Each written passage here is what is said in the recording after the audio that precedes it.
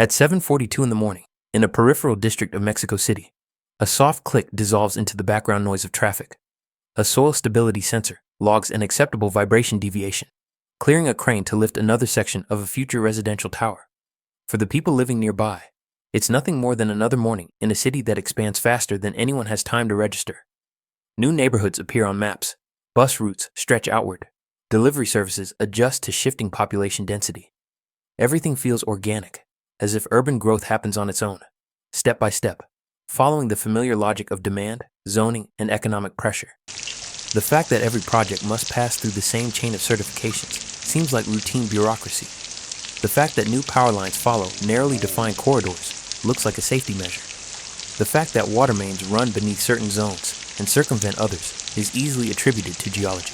But beneath this layer of practical explanations lies another layer entirely. A lattice of approvals, technical thresholds, resilience protocols, and risk classifiers that quietly determine not just where construction is allowed, but where the city will exist tomorrow at all.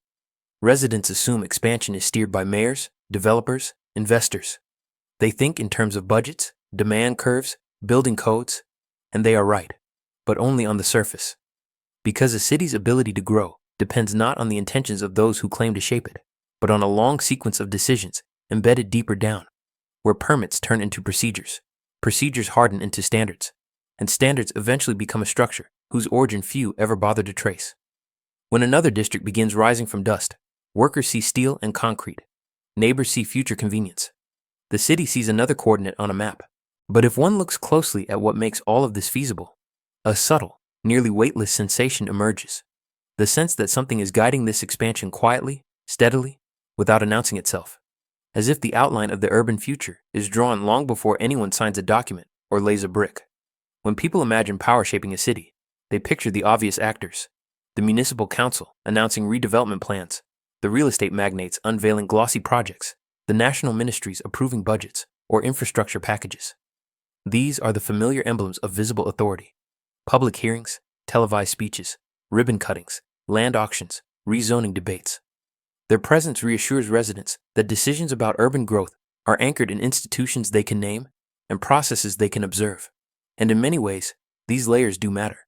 They negotiate, they approve, they defend their choices to the public, but they do not define the underlying mechanism that makes expansion possible. They operate on the surface, in the light, while a quieter structure hums beneath their movements. Building codes, for instance, are publicly debated. Yet the technical matrices that determine load tolerances for foundations in expanding urban zones are inherited from older cross-regional studies few officials have ever read. Zoning maps are discussed in committees, but the geospatial compatibility frameworks they must conform to originate from standardized packages adopted decades ago and updated by external technical bodies. Even public tenders, seemingly the most transparent part of the process, are shaped by pre-existing compliance benchmarks that define and constrain the range of eligible bidders long before the vote is cast. Urban development looks democratic because the visible steps are democratic. Yet the range of what can be decided is already narrowed by layers of documentation, classification systems, and infrastructural assumptions that predate most of the people making those decisions. Power here isn't expressed through domination or secrecy. It's expressed through defaults. A minister may argue for affordable housing, but the allowable density matrix is defined by a technical standard his office doesn't control. A mayor may champion an ambitious expansion plan, but the eligibility criteria for federal co-funding quietly steer it toward corridors already pre-validated by external frameworks. A developer may propose innovation, only to discover that risk assessment tools, required by insurers, funnel every design decision back into a narrow band of acceptable patterns. The people on the stage perform governance. The structure behind them performs direction, not through manipulation, not through hidden agendas, simply through the inertia of systems that have become too foundational to question. And by the time those systems shape what a city can or cannot become, no one asks who authored them, because everyone assumes they were always there. The earliest traceable point in the lineage of the network behind Mexico City's expansion doesn't appear in politics, finance, or even real estate. It appears in a technical appendix from 1978, buried in a municipal report on soil subsidence near the eastern edge of the valley. The document cites an external review performed by a then unknown consultancy, Arenas Calderón structural surveyors. At the time, the firm had no public contracts, no lobbying presence, and no visible ownership of land. Its founders were not developers or policy actors. They were civil engineers who specialized in a narrow, almost invisible domain, cross-zonal load continuity in rapidly urbanizing basins. Their work was neither glamorous nor strategically framed. They simply verified whether new structural foundations could remain stable when the surrounding districts experienced uneven ground compression. It was a technical service, small enough to escape attention, but positioned exactly in the narrow gap between engineering practice and administrative legitimacy. When a district expanded, someone needed to formally certify that expansion would not destabilize adjacent zones. A and C didn't try to build anything. They didn't try to buy anything. They positioned themselves at the procedural entry point where expansion became permissible. What set the family behind the firm apart was not ambition, but discipline. They followed a single rule across generations: never own the surface layer of influence, never acquire land, never appear as developers or financiers, never attach the family name to public-facing projects. Their goal was not to control what was built, only to define the conditions under which building was allowed. Throughout the 80s, the Arenas' descendants embedded themselves deeper into the technical arteries of urban growth.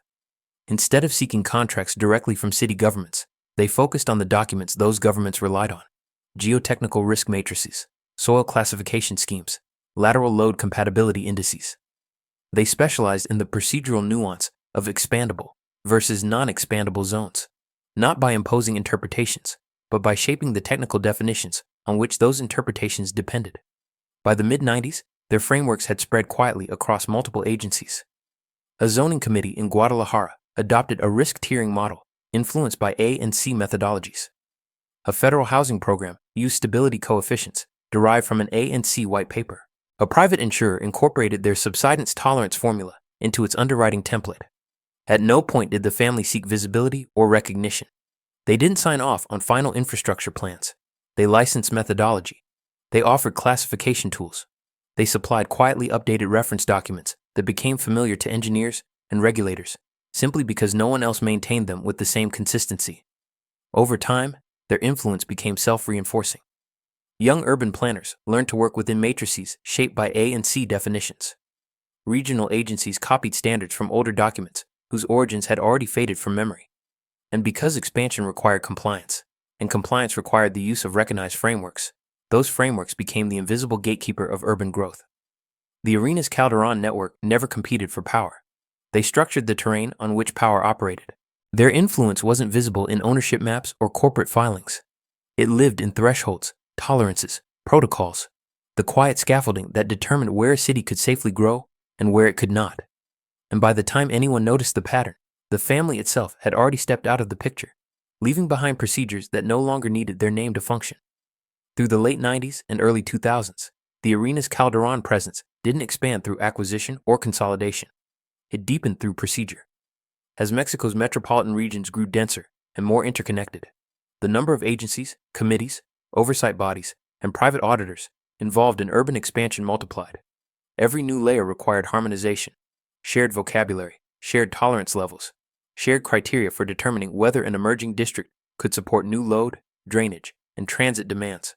And in this multiplying bureaucracy, the A and C frameworks became the path of least resistance. Municipal bodies adopted their soil risk ladders because they were already interoperable with federal hazard maps. Insurers preferred their subsidence prediction coefficients because they aligned with long-standing actuarial models. Engineering firms used A and C-derived load continuity tables because they were compatible with procurement templates. No one mandated these tools. They were simply convenient, stable, already integrated into legacy systems, and therefore difficult to replace. Quietly, the family shifted from consultancy to custodianship. A small subsidiary registered in Querétaro managed updates to the Ground Stability Classification Index. Another, operating out of Monterrey, maintained archival rights to foundational stress simulations used by multiple states. A research partnership in Puebla handled cross-regional harmonization of slope integrity metrics. None of these entities owned land or authorized construction. Their function was narrower, to validate whether proposed expansions aligned with long-established parameters. Over time, those parameters became the de facto definition of safe expansion, not because anyone endorsed them, but because they were embedded in every link of the procedural chain. Licenses and audits began to reference A and C compatible documentation by default. An environmental impact report submitted in Tijuana needed to align with classification codes recognized in Mexico City because federal funding required it. A drainage feasibility study in Mérida had to use parameters compatible with the National Resilience Model, a model whose calibration algorithm descended from A&C work done decades earlier. Each time a municipality adopted an external standard, it inadvertently strengthened the lattice the family had built, a technical language used by regulators, insurers, engineers, and planners alike. The brilliance of the network was that it avoided the symbols of influence entirely. No skyscrapers with their name, no prominent advisory roles, no visible leverage. Their influence moved through memoranda, annex documents, interoperability schemas, and review protocols. A city's expansion plan could take months of political negotiation, but a single non-compliant stability coefficient, embedded generations ago, could halt it automatically. And no one argued with the coefficient. It was just there, part of the landscape, as immutable as geology itself. The family didn't need to steer decisions. They shaped the conditions under which decisions could occur. Urban growth flowed through their parameters because deviating from them required rewriting not a law, but the entire documentation ecosystem: insurance indices, engineering handbooks, procurement templates, training manuals, and intra-agency data formats. The cost of deviation was simply higher than the cost of compliance. And so, influence accumulated in the least dramatic way possible, through paperwork that no longer seemed authored, only inherited. Standards referenced older standards. Checklists pointed back to familiar matrices. Agencies updated procedures without ever questioning the underlying logic. The surface of the city changed constantly, yet the rules beneath it remained anchored to concepts introduced quietly, patiently, by a family whose goal had never been recognition, but permanence. The first true disruption came not from politics, but from the convergence of pressures that reshaped cities across the continent in the early 2000s. Rapid urban migration, volatile land prices, recurrent water shortages, and the sudden acceleration of federal housing programs produced a landscape where expansion was no longer gradual but urgent. Municipalities found themselves approving developments at unprecedented speed, often without the redundancy to evaluate the long-term load behavior of newly urbanized soil. The institutional response was slow. Committees debated revised zoning frameworks, ministries drafted updated hazard maps, regional bodies argued over jurisdiction. But developers could not wait for consensus, and insurers could not wait for perfect data. They needed tools that worked immediately. The Arenas Calderón architecture did not need to respond. It was already positioned where every emergency adjustment converged. Their classification matrices were the ones federal agencies recognized as compatible with transitional standards. Their subsidence tolerance coefficients appeared in risk models that international lenders used to evaluate infrastructure loans. Their soil continuity protocols matched the templates preferred by engineering firms hired to accelerate expansion. Without announcing anything, without stepping into public debates, their frameworks became the scaffolding for crisis-time decision-making, not because they were superior, but because they were stable, consistent, and already embedded in procurement logic. As drought cycles intensified in northern Mexico, cities shifted toward denser vertical construction to reduce land consumption. Vertical load behavior required updated predictive models. Existing public sector tools lagged, so technical committees quietly adopted A and C-derived methodologies. When federal housing programs expanded subsidies for peripheral developments, compliance required proof that new districts met certain resilience thresholds. Those thresholds referenced historical data compiled by an A and C affiliated archive. When private insurers raised concerns about the rising cost of subsidence claims, they collaborated with risk assessors who used stress distribution maps aligned with A and C calibration logic. None of this was orchestrated. It was simply the path of least resistance during a decade when the pace of growth outstripped the pace of regulation. Public institutions moved according to cycles of legislation and funding. The network the family had built moved according to the procedural inertia of tools already in circulation. Every crisis, environmental, financial, demographic, pushed cities back toward the frameworks that required no new training, no new compatibility layers, no renegotiation of standards. By the late 2000s, the expansion corridors of metropolitan Mexico were effectively structured by resilience criteria that could be traced, in their underlying logic, to A and C era methodologies.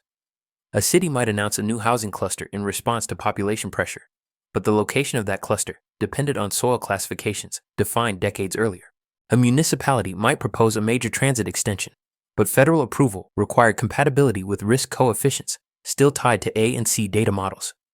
Even emergency construction permits issued after earthquakes relied on compatibility clauses shaped by earlier A and C frameworks, simply because those frameworks were already integrated into the software that validated the applications. There was no moment in which the family won influence, no pivot, no decisive intervention.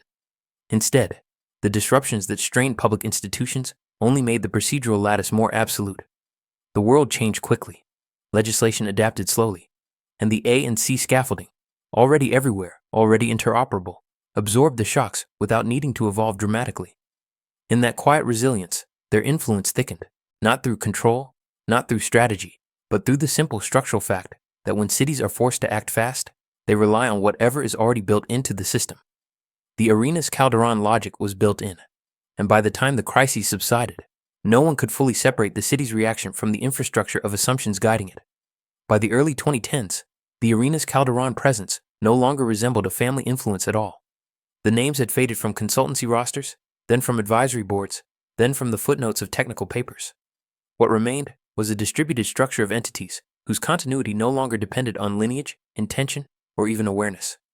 A technical trust registered in British Columbia maintained archival rights to historical soil compression datasets used across multiple Latin American planning agencies. A non-profit consortium in Spain handled the certification of urban expansion models for cross-regional interoperability. A private standards body in Singapore oversaw updates to the geotechnical telemetry schema that Mexican infrastructure software increasingly relied on. None of these organizations bore any resemblance to a family business. None claimed ancestry, ideology, or origin. Yet they were bound together by a quiet synchrony in their frameworks and update cycles. A rhythm established decades earlier, now maintained automatically through procedural alignment rather than personal direction. Urban expansion decisions, once the domain of planners and engineers, now moved through automated validation layers. A city uploaded a proposed development zone into a federal compliance portal. The portal applied a risk-weighting algorithm maintained by an external foundation. The foundation used classification models licensed from a technical custodian. The custodian's data formats aligned with a soil stability schema, updated by a standards coalition, staffed by rotating specialists. At no stage was there a single individual capable of steering the outcome. No signature could shift the parameters. The influence was no longer human. It was systemic. Ownership itself blurred into function. A holding in Rotterdam legally possessed the intellectual property for a subsidence prediction method still used in Mexico's northern growth corridors.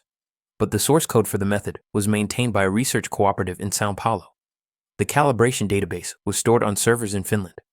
The audit protocol was overseen by a cross-sectoral advisory board in Mexico City, whose members changed every 2 years, none of whom understood the full genealogy of the tools they administered. No secrecy was involved, only modularity. Each node of the system revealed exactly what it needed to reveal to operate, nothing more. As the infrastructure matured, even the technical language lost its authorship. Manuals citing once A and C definitions now appeared under the names of interagency committees. Glossaries derived from their metrics were attributed to multilateral working groups. Legal references to early load continuity tables were rewritten in neutral bureaucratic wording, leaving behind no trace of the original frameworks. The Arenas Calderón signature dissolved into institutional language, and institutional language became the default vocabulary for expansion decisions across multiple jurisdictions. By then, the influence no longer relied on the people who initiated it. Professionals entering the field learned the parameters as givens. Regulators trusted the risk tiers because they matched the templates used everywhere else. Developers modeled projects according to standards embedded directly into their design software. Insurers priced policies using coefficients mapped to legacy classifications their analysts rarely questioned. The structure behaved like a living organism without a center, adaptive, self-maintaining, quietly persistent. It required no advocacy to survive, no protection to endure. Any attempt to replace a component met friction, not by design, but by sheer procedural complexity. Updating training, rewriting manuals, renegotiating international compatibility clauses, adjusting procurement contracts, aligning insurance models. No one resisted change deliberately. Change simply cost more than continuity. And so, the original human architects disappeared from relevance, not through secrecy or erasure, but through the natural evolution of a system that had outgrown them. Influence no longer belonged to a family. It belonged to a lattice of procedures, templates, and validation layers that no single actor could dismantle or fully comprehend. Power, in this form, had no face left to attach to it. only the quiet gravity of standards that had become indistinguishable from the way the city believed expansion was supposed to work. Today, when a new housing corridor is proposed on the outskirts of Mexico City, every step appears local, deliberate, accountable. A municipal planner outlines projected population growth. A developer submits digital models calibrated to familiar engineering templates. An environmental auditor checks drainage feasibility using a standardized matrix. A federal review board evaluates seismic resilience according to national guidelines. At no point does anyone invoke the Arenas Calderón lineage, or any lineage at all. The process feels transparent because each action is visible. Yet every visible action rests on invisible constraints that no longer feel like constraints, only like the normal shape of possibility. The telemetry sensors embedded in the proposed district transmit soil data through a format maintained by a standards body in Singapore. The automated risk tiering engine used in federal assessments interprets that data through coefficients derived from legacy models. The insurance pre-approval package requires compliance with resilience thresholds based on classification codes inherited from earlier documentation. The project's eligibility for infrastructure co-funding hinges on compatibility with a continuity index aligned with templates first circulated decades ago. None of these components are controversial. None are secret. They are simply assumed, as ordinary as the grid lines on a zoning map. Developers choose sites that make sense because the metrics defining what makes sense were formatted long before they entered the profession. Planners negotiate boundaries that seem practical because practicality is measured through tools whose internal logic predates them. Review boards approve or reject proposals based on parameters they consider neutral, unaware that neutrality itself is the product of earlier choices embedded into systems that now update themselves. In this ecosystem, the shape of the city feels self-evident. Growth follows corridors that appear optimal. Districts stabilize where they are viable. Expansion pauses where the risk profile is incompatible.